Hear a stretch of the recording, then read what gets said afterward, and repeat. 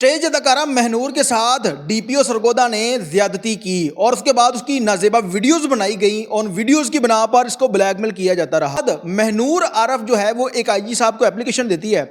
उस एप्लीकेशन के मुताबिक डीपीओ सरगोदा का ऑपरेटर जिसका नाम समर बताया जा रहा है, शाम 6 बजे के करीब ये शख्स महनूर को कॉल करता है, जो कि फेमस आर्टिस्ट है और बहुत सारे ड्रामों के अंदर काम कर चुकी है और बड़े बड़े एक्टर्स के साथ काम कर चुकी है। अपनी वल्गर की वजह से बहुत ज़्यादा जानी जाती है और सोशल मीडिया के ऊपर इसकी बहुत ज़्यादा फैन फॉलोइंग है। के मुताबिक इसने एक आईजी साहब को एप्लीकेशन दी है कि डीपीओ सरगोदा ने इसको अपने हाउस में बुलाकर इसके साथ ज्यादती की है, गन पॉइंट पर इसको बरहना किया है और उसके बाद इसकी वीडियोस बनाई है, इसके साथ बदफेली की है। इसका जो मेडिकल पाया गया था वो भी पॉजिटिव आया है। इस वाक़े की डिटेल क्या है, इस वाक़े की असल कहानी क्या है, वो इस वीडियो के अंदर आप लोगों के साथ शेयर। नाज़रीन, आप देख रहे हैं मेरा डिजिटल चैनल, मैं हूं आपको मेज़बान उमर अली। नाज़रीन, जनवरी को महनूर आरफ जो कि लाहौर जौहर टाउन की रिहायशी 7 जनवरी को डीपीओ सरगोदा का ऑपरेटर जिसका नाम समर बताया जा रहा है, वो इसको कॉल करता है और कॉल करके कहता है कि आपकी 6 करोड़ की अमाउंट जो कि किसी पुलिस ऑफिसर के पास है और वो दे नहीं रहा,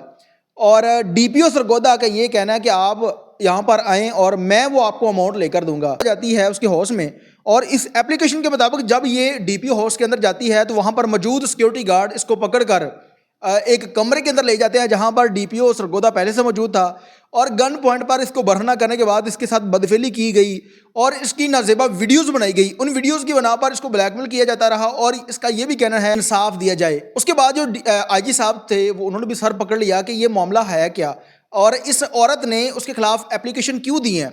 और ठीक उस एप्लीकेशन के 2 दिन बाद ये सुलह करती है और वो ही अपनी जो एप्लीकेशन है वो वापस ले लेती है और अपना जो मौक़िफ़ इख्तियार करती है उसके मुताबिक ये है कि ये मैंने गलतफहमी की वजह से डीपीओ सरगोदा पर गलतफहमी की वजह से इल्ज़ामात लगाए और मैं जो है वो अब जो एप्लीकेशन है ये वापस लेती हूँ, जिसके बाद इस मामले को रफा दफा कर दिया जाता है। अब इस मामले की असल हकीकत क्या थी? जो महनूर स्टेज अदाकारा है, इसने 2016 में एक आरफ चीमा जो कि अब मौजूदा इंस्पेक्टर है उसके साथ इसकी दोस्ती होती है। 2016 से लेकर 2024 अक्टूबर के महीने में ये उसके साथ निकाह कर लेती है। जो डीपीओ सरगोदा था उसको जब इसके बारे में पता चलता है तो वो इसके साथ दोस्ती करने की कोशिश करता है, लेकिन वो दोस्ती इसके साथ नहीं हो पाती और मुख्तलिफ तरीक़ों से वो इसको प्रेशराइज करता है। उसके बाद जो इसका शोहर आरफ चीमा है उसको दबाने की कोशिश करता है। उसको लगता है कि अगर मैं इसको दबाऊंगा तो उसके बाद मैं इससे बड़ी आसानी से दोस्ती कर सकता हूँ। 24 दिसंबर को आरफ चीमा और डीपीओ के दरमियान एक तलह कलामी होती है और गाली गलोच, और उसके बाद वो मामला जो है वो सोशल मीडिया के ऊपर बहुत ज़्यादा वायरल होता है। लेकिन वो मामला वायरल होने के बाद अब फिर ये इस तरह का कोई मामला था कि डीपीओ सरगोदा और आरफ चीमा के दरमियान जो है वो कोई लड़ाई झगड़ा होता है, तलह कलामी होती है, जिसके बाद जो है ये महनूर नामी जो औरत है ये उसके खिलाफ एप्लीकेशन देती है।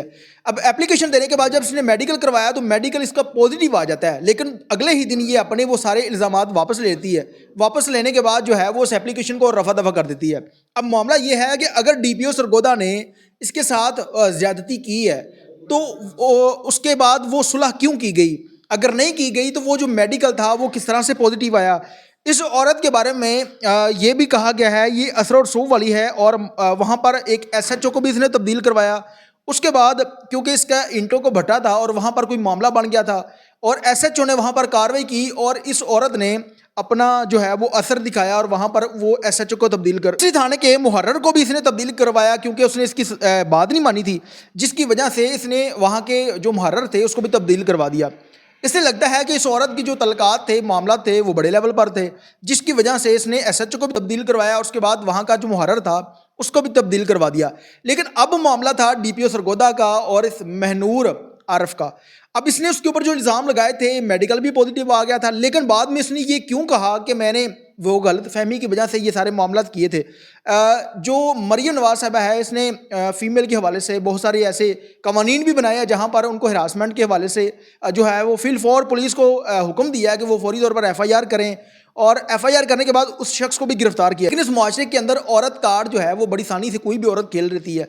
कहीं पे भी जाकर किसी भी शख्स के खिलाफ अगर कोई औरत थाने जाती है, चाहे वो झूठा मुकदमा दर्ज करवाए, فل فور اس کے اوپر ایف آئی آر ہوتی ہے. لیکن یہ معاملہ ڈی پی او کا تھا, اس وجہ سے اس کے اوپر کسی قسم کی کوئی ایف آئی آر نہیں ہوئی. اب جب اس نے اپلیکیشن دی, میڈیکل بھی پازیٹیو آ گیا, اور اس کے بقول اس نے جو الزام لگایا تھا اس کے مطابق اس کا میڈیکل پازیٹیو آیا تھا, لیکن اس کے بعد کسی بھی قسم کی کوئی کارروائی نہیں کی گئی. اب جو مریم نواز صاحبہ ہے یا جو ہمارے افسران ہیں, ان کو چاہیے کہ اس عورت نے جو ڈی پی او پر الزام لگایا, اگر وہ جھوٹا ہے تو اس ڈی پی او کو, جو کہ ایک بڑے لیول کی پوسٹ پر بیٹھا ہے, اس کی بدنامی ہوئی ہے, اس کو چاہیے تھا کہ وہ اس کے خلاف ایف آئی آر کرواتا. اس نے اس عورت نے اس کے اوپر الزام لگایا, لیکن وہ شخص بھی خاموش ہو جاتا ہے. دیکھا جائے تو اگر کسی ایس ایچ او کے اوپر کوئی جھوٹا الزام لگا دیتا ہے تو میرے خیال میں وہ شخص جو ہے وہ اس کو جیل تک پہنچا کے چھوڑتا ہے. لیکن یہ ایک بڑے لیول کا معاملہ تھا, اس ڈی پی او نے ایکشن کیوں نہیں لیا؟ اس سے لگتا ہے کہ معاملہ جو ہے اس معاملے میں کوئی گڑبڑ تھی. لیکن اگر اس عورت کے ساتھ واقعتاً ہی یہ کوئی معاملہ ہوا ہے تو اس معاملے کو دبانے کی کوشش کی جا رہی ہے, اس کو پریشرائز کر کے جو ہے وہ اپلیکیشن واپس دلوائی گئی ہے. تو اس پر جو افسران ہیں ان کو نوٹس لینا چاہیے, اور اس ڈی پی او کو فل فور معطل کرنے کے بعد نکواری بٹھائی جائے. اگر اس شخص نے یہ کام کیا ہے تو جس طرح ایک عام شخص کو سزا دی جاتی ہے اس کیس کے اندر, اس کو بھی دی جانی چاہیے. لیکن اس ملک کے اندر ہمیشہ سے جس کے پاس پیسہ ہے اس کے لیے کسی قسم کا کوئی قانون نہیں. شخص غریب ہے, چاہے اس کے ساتھ ظلم بھی ہو جاتا ہے, تو پولیس اس کی بات نہیں سنتی جب تک اس کے پاس پیسہ یا پاور نہیں ہے.